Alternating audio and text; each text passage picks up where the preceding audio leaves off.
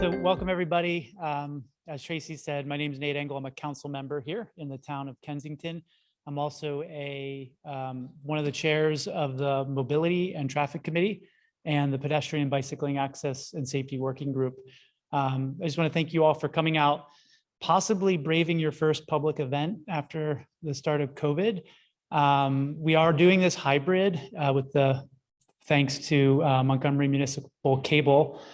So this is the first big hybrid event, even though we had our last month's town council meeting as a hybrid meeting.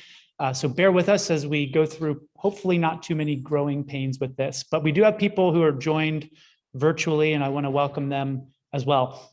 I'm not sure if you could put your hands up here. How many people filled out the survey before coming?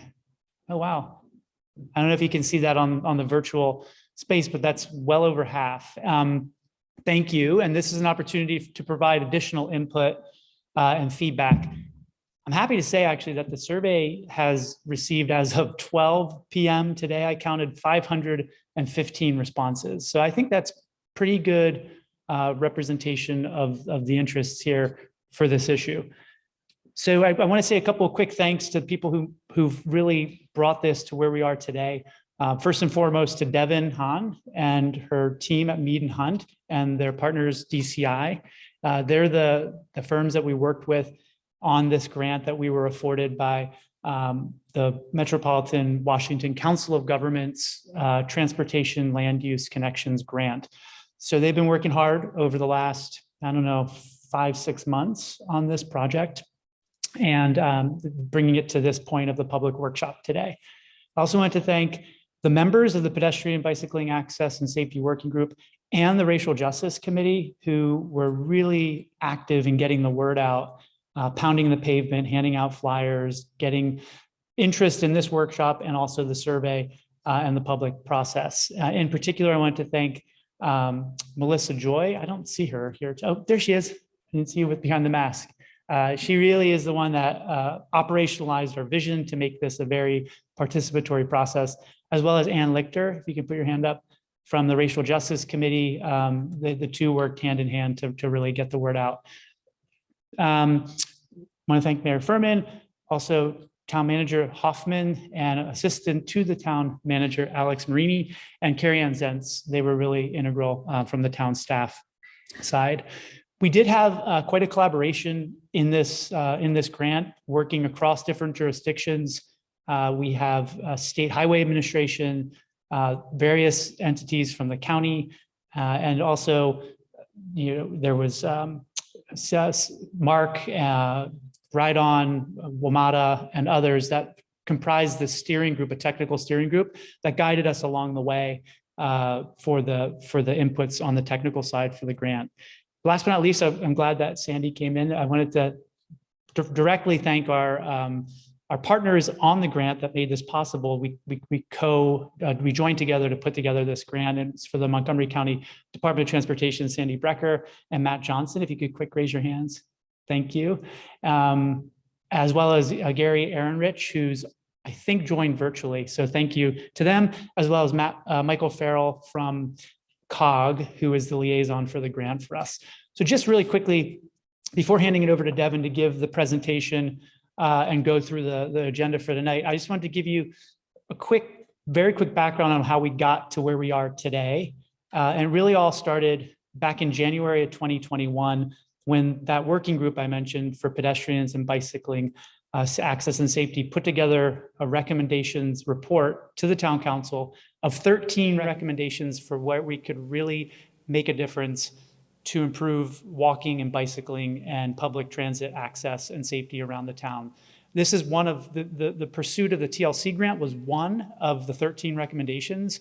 And really, again, the goal was safety, access, connectivity of this main thoroughfare that runs through the town. And oftentimes people say bifurcates and separates the town. So we really wanted to make it connected and envision new alternatives and new ways for improving it in the short, medium, and long term.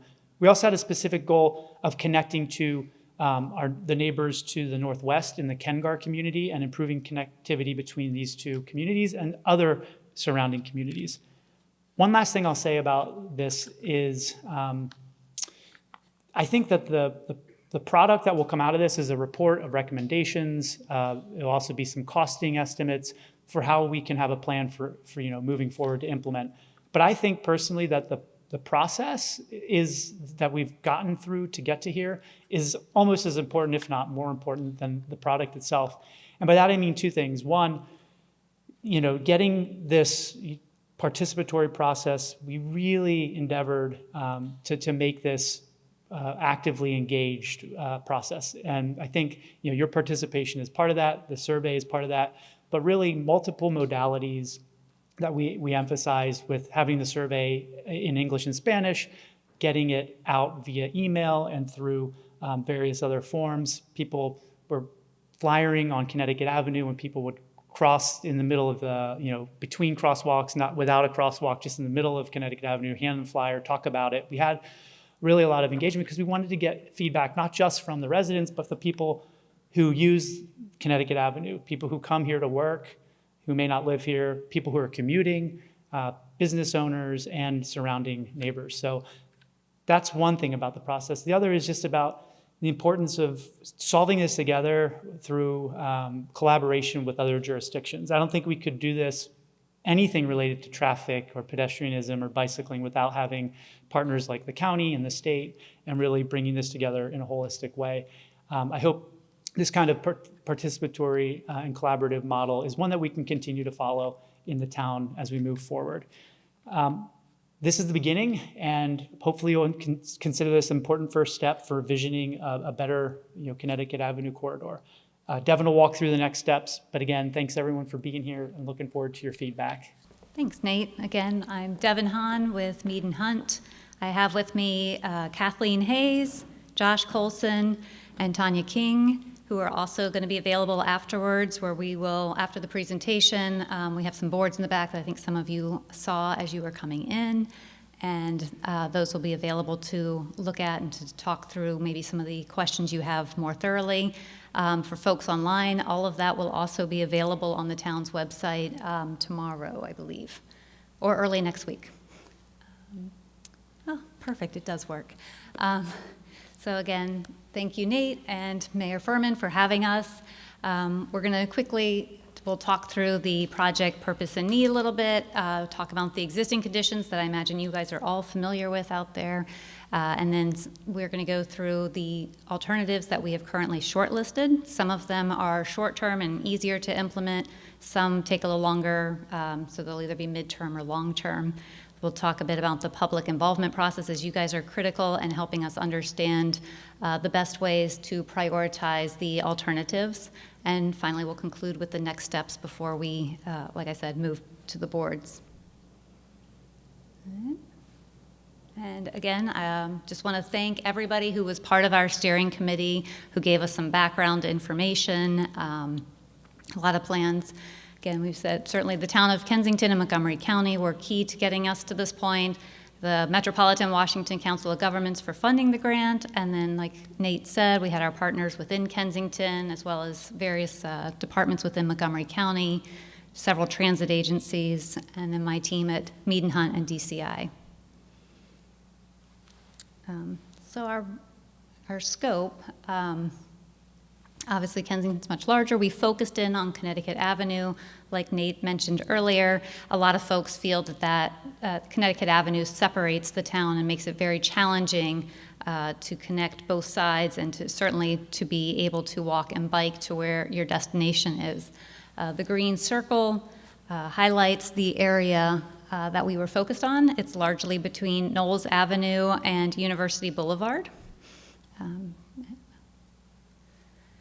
And again, I think a lot of this Nate hit on. The goal for this project is certainly to improve walkability and bikeability, to connect the Kengar neighborhood and other residential areas to all of the local resources and amenities within the town, as well as to all of the transit services that are available, and ultimately to reduce the vehicle miles traveled and getting people out of their car for the single occupant vehicle going to one place. And ultimately, all of that would create a more prosperous, accessible community. So These are some of our initial survey results. I will do my best. Sorry, I see that the font is a little bit small for you all.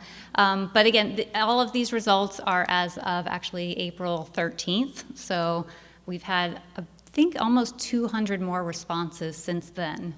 But the top one shows how often people are walking and biking. And the dark color shows that the majority are out there walking every day or biking. The graph shows what sort of trips are being taken. We have everything from people walking and biking to school, trying to go to the store, trying to get to the library, or even just walking your dog. The bottom two talk about the comfort. So you have how often people do want to walk, and then the far one is how comfortable people feel walking at Connecticut. The red shows that most people feel very uncomfortable, which is why we're here. So let me go over our what we found. Pulling together. So our first slide, this shows the vehicular traffic that are on the state roadways within the town of Kensington, which you have quite a few state highway roadways. The darker blue and the wider the line shows the heavier traffic. The heaviest is between Pliers Mill and University Boulevard, which has about 44,000 vehicles a day. This is important because this tells us that we certainly looking at pedestrian and bicycle opportunities. If we could reuse any of the pavement that's already out there, that would make our lives easier and limit right-of-way. This tells us that no, in fact, we need all of the pavement that is currently there for the amount of vehicular trips that are currently on Connecticut Avenue. Equally important are our pedestrian and transit volumes.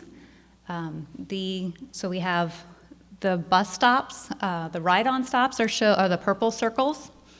The WMATA stops are shown in the blue circles. The larger the circle, the higher the ridership.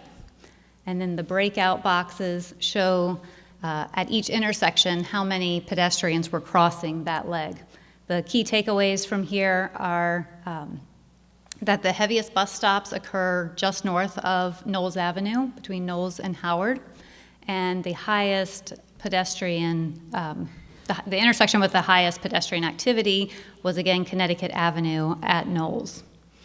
An interesting tidbit that I'm sure you guys are probably familiar with living around here, the highest ridership bus stops are in the middle of two intersections that only have 3 crossings. You only have 3 crossings down at Knowles and 3 pedestrian crosswalks up at Pliers Mill, neither of which includes the crosswalk closest to those heavily used bus stops.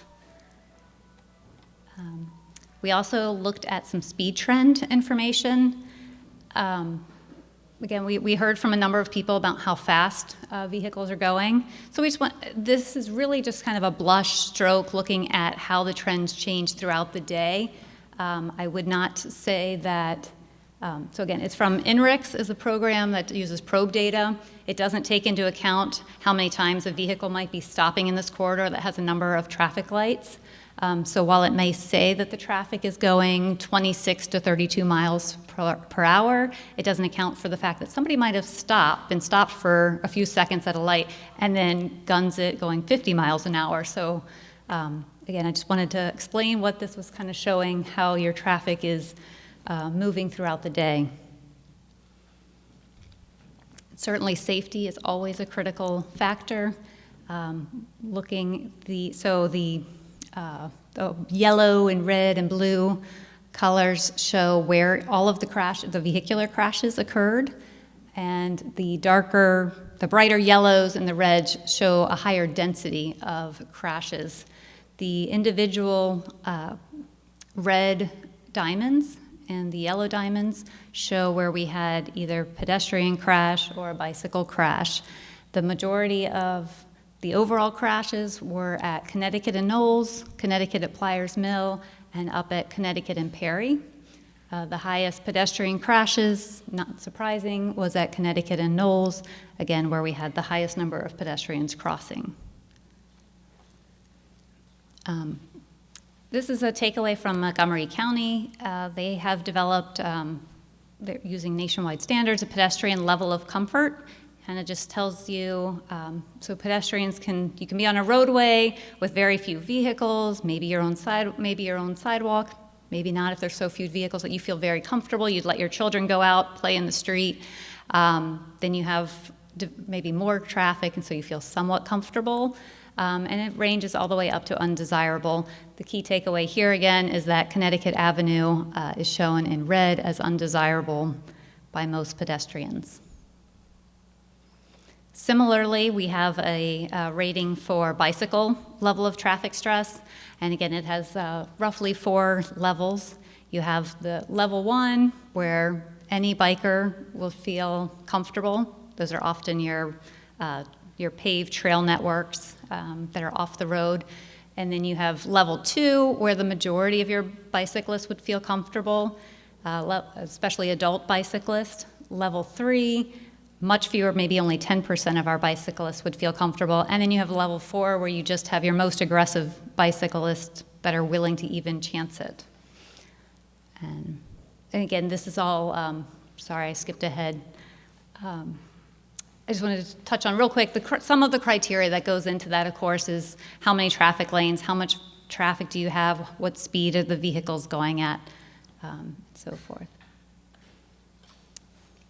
So then you have, this is the map that just shows what the stress tolerance levels that I just described. Again, Connecticut Avenue has the highest level of traffic stress. So next I'm gonna move into the alternatives that we have shortlisted, beginning with our short-term alternatives.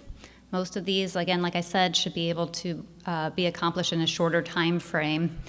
They involve a lot of crosswalks, possibly some minor lane striping along Connecticut Avenue.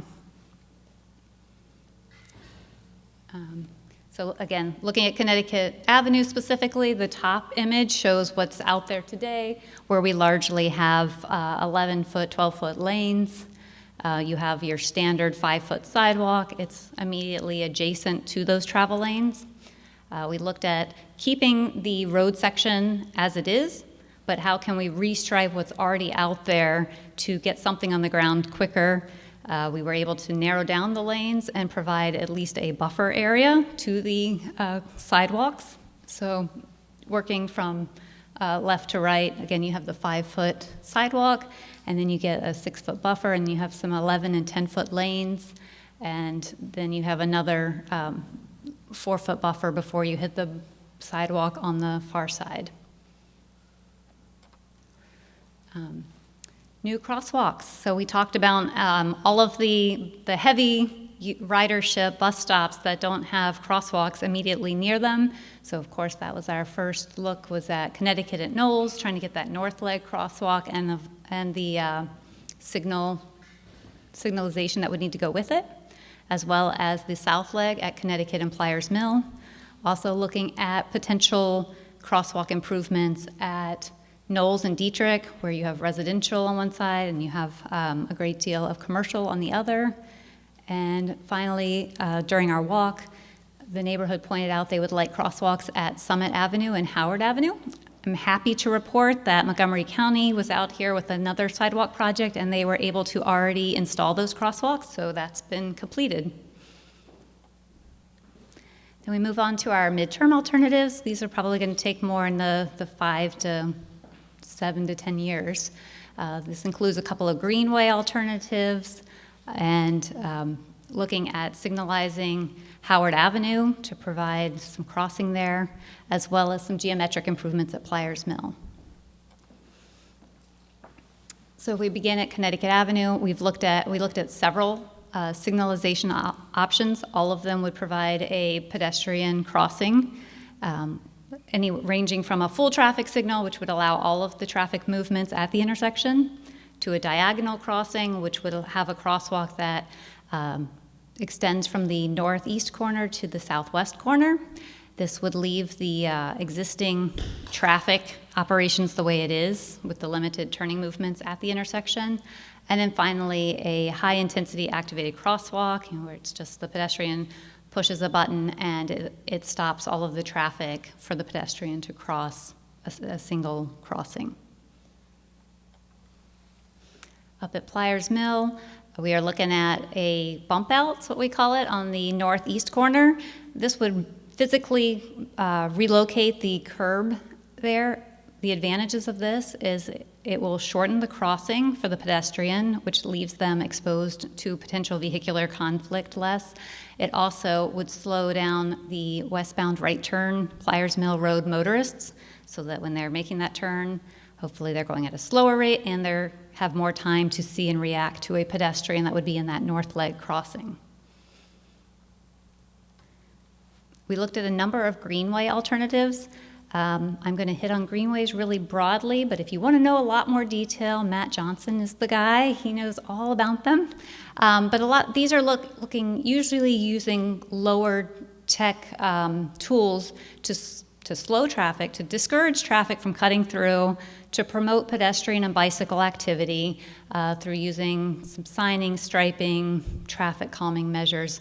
We looked at several sections here, including along Lexington Street from University Boulevard down to Pliers Mill, as well as Pliers Mill west of Shaftesbury Street, where it would then connect to the trail system.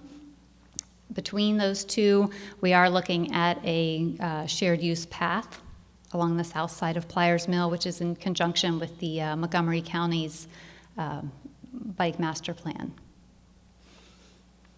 So again, this is just showing you specifically those sections I just described with a little inset that shows some of the signing and striping that could be in place.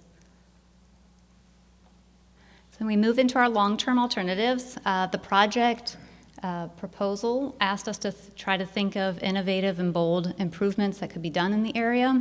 Some of the ideas that came from that were looking at potentially a wayfinding system, which is used in many urban areas, particularly to guide visitors to key destinations within the jurisdiction.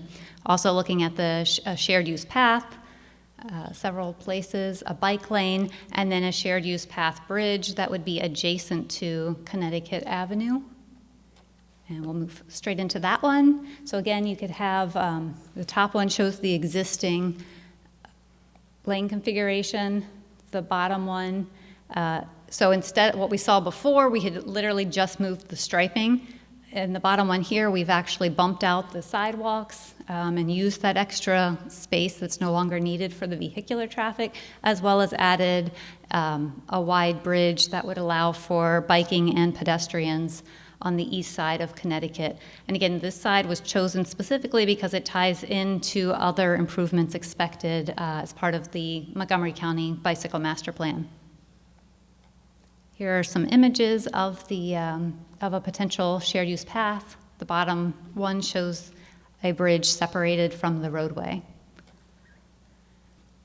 Looking at Pliers Mill, west of Shaftesbury Street, if you recall, earlier we were talking about a greenway where we would look at probably some signing and striping to emphasize the presence of pedestrians and bicycles in that area. Here we've now taken a portion of the pavement and widened on the railroad side to provide a shared use path. This one would require coordination with the railroad company for the right-of-way, as well as some impacts to mature trees we have in that area. Again, we talked earlier about the Pliers Mill Road, the connection between Lexington Street and then that western section. And this is a two-way bicycle facility with sidewalks separate. Again, it's consistent with Montgomery County's bicycle master plan. On University Boulevard, we were looking at a two-way protected bike lane to reuse some of the outside lane on University Boulevard to provide, like I said, to provide that two-way bike activity as well as wider sidewalks. And finally, we would be remiss, we definitely looked at North Kensington. I don't have particular improvements at this time. Certainly, those who are familiar, the Summit Avenue Extended would come in opposite University Boulevard, and we know that we recognize that there need to be additional considerations in this vicinity. And And this goes back to our survey of findings. So all of the alternatives we've talked about are included here. We're starting with our short term on the left to the midterm and long term. And again, this is relatively outdated information at this point. As of last Wednesday, the Connecticut, this is primarily looking at the green boxes are everything that people chose would make their walking and biking experience better. So whether it was much better or somewhat better was included here. For that, we found that Connecticut Avenue at Knowles and then the Connecticut Avenue Shared Use Path Bridge they tied for the highest. The yellow rectangles show the highest priority. Again, it combines those somewhat high priority and very high priority. I guess, again, the bridge is the standout at this point, but as you can see, they're all kind of in there neck and neck.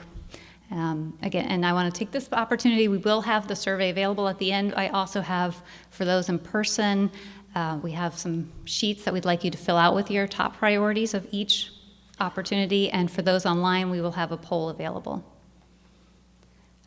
Other alternatives that we considered or will be considered for each of these that just there wasn't a pretty picture to put with them at a specific location.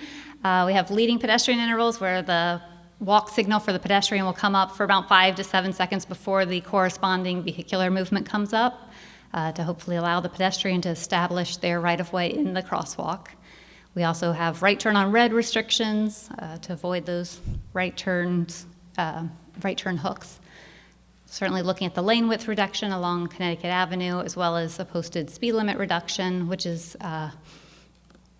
also is consistent with state highways, Maryland 185 needs assessment that was recently completed. And the last option would be the centerline hardening, which is the photo at the bottom. It would just kind of physically extend the double yellow to make the left turners come out into the intersection and take that turn much slower and be aware of pedestrians in the crosswalk. Public involvement is critical, especially at this stage as we're trying to plan what the top priorities are. So again, we really appreciate everybody that is here in person as well as everybody that's online. We appreciate all of the people who have received the flyers and followed the flyers and taken the survey. This information will certainly be very useful in the next path forward.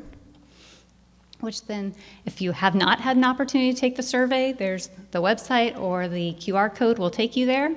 At this point, in the project, we will be wrapping up we want to take your comments tonight. Again, and if you would rather fill out the survey, there's a section for comments at the end of that as well. We also will finish the summary report and then engage with Maryland Department of Transportation, State Highway Administration's bicycle and pedestrian priority area. It's a planning process that will help jumpstart a lot of these alternatives and coordinate with relevant agencies for these improvements as well as seek funding. So. And again, this is the town's website that will have this presentation as well as all of the materials we have here tonight. Peter Katz here in Kensington. The Summit Avenue extension, I haven't followed that for a long time. Is that still on the books? And if yes, I know you mentioned a minute ago the issues with connecting across the university. Have folks thought of a traffic circle there, like the beautiful circle on Connecticut Avenue as you come into DC? It's definitely its own complexity up there, but it has not been forgotten. Did you want to? Yeah. So one of the recommendations that will come out of this study is to actually look at that area in far more detail. One of the options would be to look in more detail for a traffic circle or kind of doing some reconstruction of the way that the layout is there. Because where the terminus is for Summit Avenue Extended, it really does create a significant set of new challenges with pedestrians and bicyclists. So there may be a need to kind of propose rerouting a lot of the traffic. So yeah, I think that I see Matt raising his hand up there. Town manager I think that may be his dream someday to have a circle there. But we do intend and hope to have a more in-depth study coming out of this for that part. Thanks. Yeah, and then you could just pass it next. Hi, I'm Nancy Swerdon from Kengar, and a lot of folks in our neighborhood are interested in how the data supports the Summit Avenue extension. They'd like to see the data that supports doing that. Is there a way to find that? So the folks back home can hear too. So the question, of course, about Summit Avenue.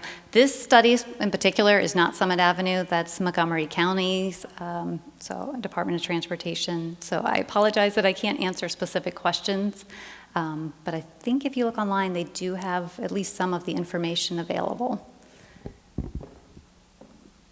Thank you. I'm Megan Brown. I live in South Kensington, so right outside of this technical political jurisdiction, but I'm curious because, you know, Connecticut Avenue south of the Beltway shrunk the lanes many years ago, and my anecdotal experience is it's really challenging because the ride-on buses are much bigger than the actual lanes. So I'm curious, and it creates dangerous situations with people zipping around the buses.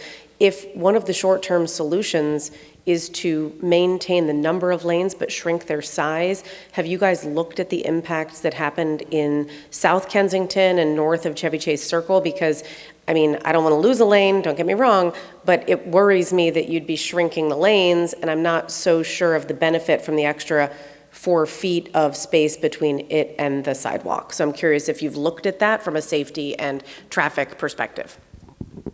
That's a great question. No, I do appreciate that. Certainly, whenever we're narrowing lanes, there is that concern for potential side swipes or other incidents. We did leave the outside lane at 11 feet, which is what the transit agencies told us was the minimum that they needed to be able to operate comfortably. I don't know exactly. Okay. So. No, it's a great question, something we can look into. I know it's also included in the State Highway Administration's Maryland 185 needs assessment. I'm not sure how many people have they just finished that in January, but it is available online, and that section you're talking about is in there as well. And it does include some crash information. Any other questions that anybody has right now? Take like 1 or 2 more. Hi, I'm Michael Lyons. I live just northeast of town, 2 blocks outside of town of Kensington. I was curious whether you have INRIX data for Metropolitan Avenue. I mean, it would be available on site. It was not part of this project. We didn't extend that far eastward, so I don't have it for here. Sorry. So, yeah, and we just extended probably two Metropolitan, just didn't go down it to look for it for this. Hi, Marla Hollander, Warner Street, just a couple blocks west of Connecticut. I'm curious if you could talk about the engagement process that you used, how you went about getting community feedback, if you used the listservs, et cetera. We're just really curious. For that one, I would probably have to hand it off to our wonderful Melissa Joy, who did a fabulous job at going as many places as she could go to reach as many folks within the town and the vicinity as she could. So I don't really want to put her on the spot, but she. We don't want to put you on the spot, but if you want to. Okay. Melissa doesn't want to be on TV. Yes, so we developed a spreadsheet of different ways of communication because community engagement requires, social media, in-person, flyers, different languages. So we targeted communities of worship. We targeted in-person locations that get heavy traffic, some apartment buildings. We really focused on local input and community input to get walkers and bicyclists. We did the online survey. The listservs were distributed, including not just Kensington, but other local ones. I'm sure I'm forgetting probably dozens. Several of us were out and about giving out flyers as well to promote, and happy to get over 500 respondents. Thank you for your help on that. So. I think at this point, if we're okay, I think I'd rather take our time, unless somebody has a critical question, and visit the boards, and I'm happy to talk one-on-one. Again, we have a host of people here who are also well-versed in this project and can answer any questions. I think we may have a couple more minutes. Do we? Okay. Okay. Yes, ma'am. Thanks. And if this is not the end of the formal process or the formal session today, you can maybe answer this later, but I kind of want to just get a sense of, I'll introduce myself. Sorry, I'm Sue Gander. I live here in Kensington. Where is this going from here? I mean, this is great information and the surveys are wonderful. And I saw basically a lot of interest in everything, and then I saw that little line at the bottom too that said, look for funding. And, so I'm, and I know there's a lot that goes into all these enhancements. So just, could you say just a little bit more about, what are your criteria? What's the process? Just give us a sense for where we can continue to engage. Thanks. Great question. So certainly community involvement and prioritizing based on the community is great, but we're also, we have a matrix looking at, obviously, cost is always a big one. Where can we find funds? There's a lot of grant funding coming out. Of course, the Federal Transportation Act that was recently passed, that money is starting to come out here in this spring and the summer that we can apply for. And so in addition to cost, we're looking at right-of-way impacts, how fast we can get things done. So in the end, the project's looking at probably a package of alternatives, but certainly all of even if an alternative isn't in the selected package, it doesn't take it totally off the table. It just means it may not be in the initial priority. Mm-hmm.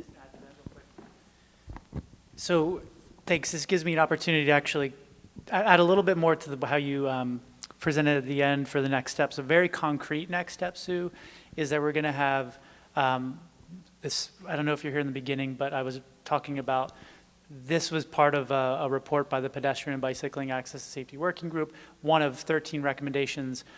Another one of those 13 recommendations was to apply for state bicycling pedestrian priority area designation for the town. We had it already for the county, but we weren't recognized yet at the state level. So we went ahead and did that, and were awarded it. And this grant will actually now feed into the plan that will get developed as the first step of that, what they call BPPA designation. And this will really form kind of like the initial part of that. So they'll take it to the next level of getting more detail and thinking through how we can actually realize the first packages of priorities. Hope that helps a little bit. Who hasn't, just can I go to her because she hasn't talked yet? Hi, thank you. My name's Karen Craig and I live on Pliers Mill Court in Kensington. And I'm super excited about this study as well as the Connecticut Ave corridor study just in general. I'm a one-car family of 4 and I intend to stay a one-car family of 4. And so walking and biking is very important to me. I was wondering, at the end of the presentation, you had a list of kind of other things that were under consideration. Some of them are very cheap, like a no right-hand turn from Pliers Mill onto Connecticut. For me, would make a huge difference because every time I am crossing that with my dog, with my children, very frequently with my children, I am terrified that someone is going to not pay any attention because they're looking southbound and just whip around that corner. I would really like to see a no turn on red. And I don't honestly think it would really impact the traffic because most people make a left-hand turn and not a right-hand turn.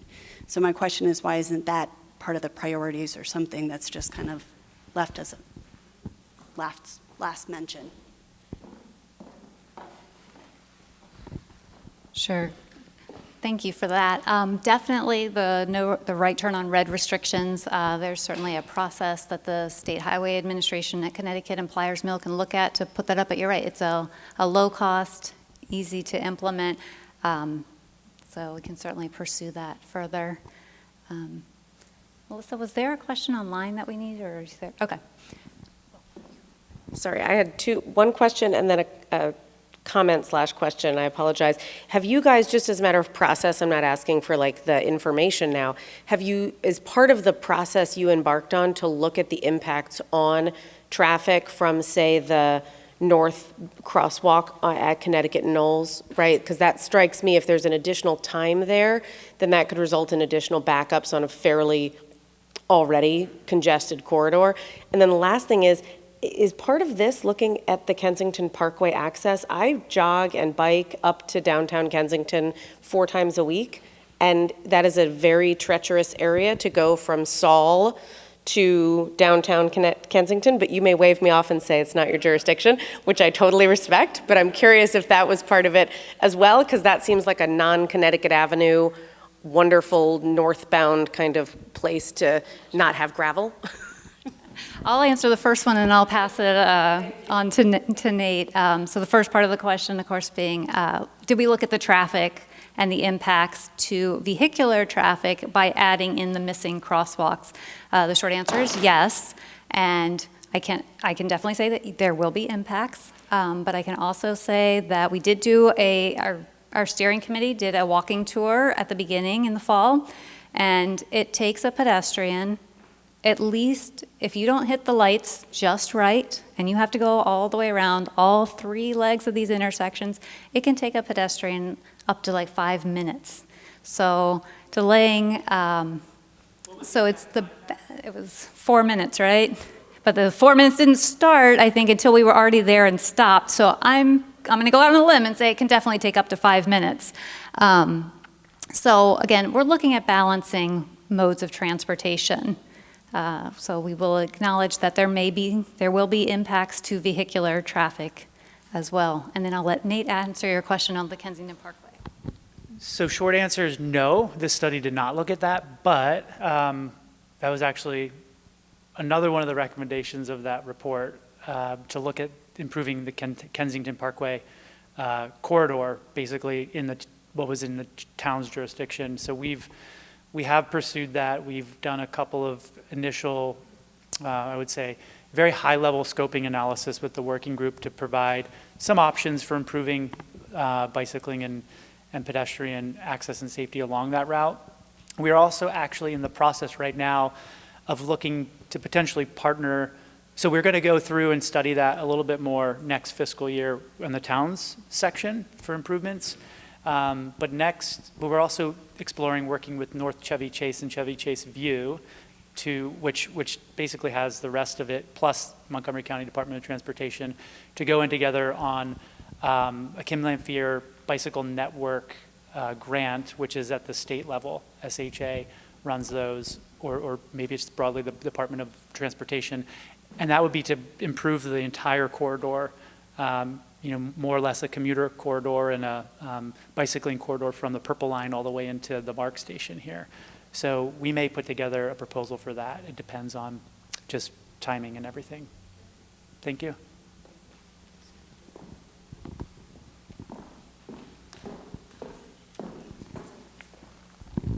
Hi, Ben Levy, Kensington.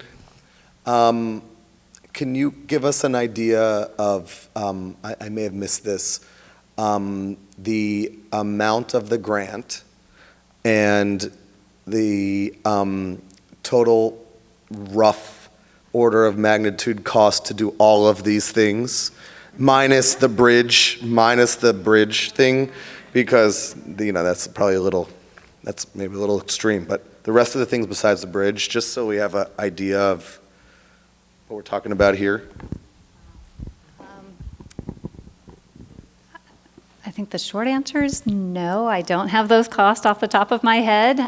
Certainly putting in a crosswalk and the accompanying signals, the signal heads, it's probably in your tens of thousands of dollars. Putting in a brand new signal like at Howard Avenue, you're looking at a couple $100,000. Repurposing and widening, it depends on how long it is. I really can't say at this point in time, but there will be some high-level costs in the report. We're just still working through the details of the alternatives and how much they are. So. $2 million, roughly. 3 million for all of the stuff, maybe? I don't even want to go out on a limb on that right now, I'm sorry. But I promise we will have some high-level costs in the report. It will be available online, or I'm sure it'll be available here at Town Hall as well when it's done. Sure. Any other? One more part of that question. The overall TLC grant that we got was $55,000. So, but we did have a question that I wanted to try to answer that came in on the chat. It was around the actual feasibility of doing the pedestrian bridge across the tracks because of CSX and their ownership of that. And I think the question, and please, if I'm butchering it, I'm sorry to whoever posed it online, was around if they have to do repairs to the bridge that are required anytime coming up in the next couple of years, if that could be tacked on to this and make it more realistic than having to go about it separately. And I don't know if you got into that level of analysis in the data in terms of the sequencing for the repairs on the bridge that were, you know, planned operations and maintenance anyway, versus having to initiate it from scratch. Do you know?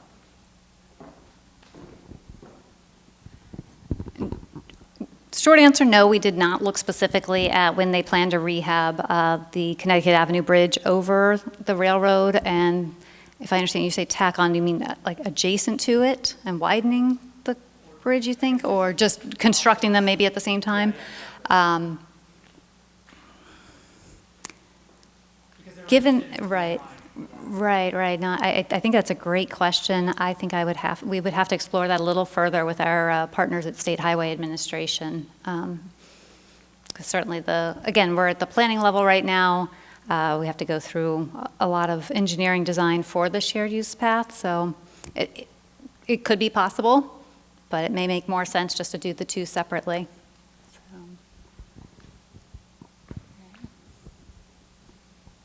Any other questions or? Okay. Well, seeing no more questions from the audience here, nothing is popping up, I don't think, online.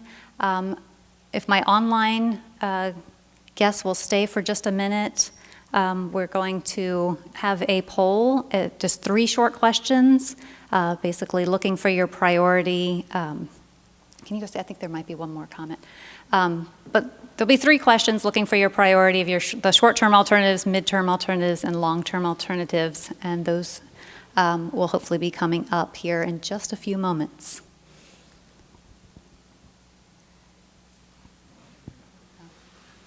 Uh-oh. Oh, no. Oops.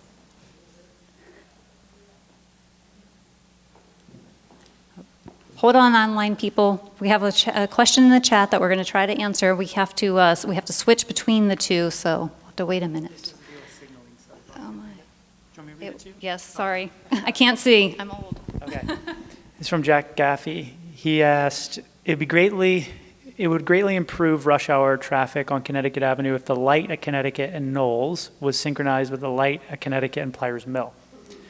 Many times when I get to the green light, I can't go forward because the traffic ahead of me is a red light. And when the traffic ahead of me gets a green light, I can't go because I have a red light. It takes 2 cycles to pass through. So did you look at sequencing? This particular project did not look at the sequencing of the traffic signals along Connecticut Avenue. I think a lot of that frustration is because of the heavy volumes that we looked at early on in the presentation and that the queues do extend, and so it takes that long to get through. I will say that Montgomery County Department of Transportation, they look at all of the traffic signals in the county regularly, and this particular corridor is currently under study, so hopefully that will definitely be I know that is something that the engineers will look at. How much they can improve based on the volume of traffic, I can't say. Again, if we would all start not having these single vehicle trips, right, Sandy? We can walk and bike, then it will at least improve it slightly. So. Oops.